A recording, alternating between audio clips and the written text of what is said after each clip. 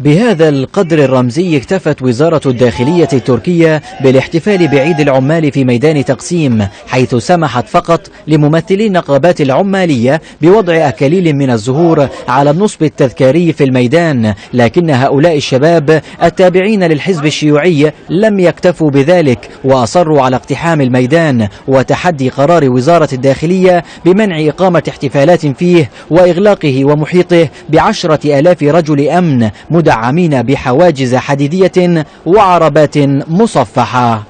مع تجديد قوات الأمن قبضتها الأمنية على ميدان تقسيم ومحيطه، باتت المنطقة أكثر هدوءا من مناطق أخرى عمتها الفوضى والاشتباكات بين الشرطة والعمال.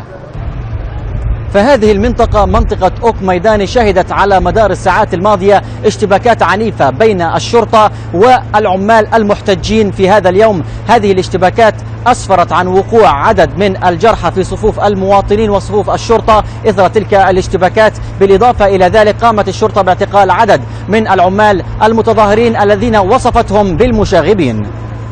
فمنطقة أوك ميدان ذات الأغلبية العلوية عادة ما تشهد اشتباكات بين الشرطة والمحتجين في مناسبات عدة، حالها اليوم كحال منطقة بشكتاش، حيث واجهت الشرطة المحتجين على قرار منع الاحتفالات بالميدان بقنابل الغاز المسيلة للدموع وخراطيم المياه، بينما رد بعض المتظاهرين على الشرطة بقذفها بالحجارة والزجاجات الفارغة والألعاب النارية. وبعد ساعات من الكر والفر ومع حلول المساء تجاوز عدد من اعتقلتهم الشرطة من المتظاهرين 200، وصفتهم الحكومة بالخارجين عن القانون. مهران عيسى، سكاي نيوز عربية، اسطنبول.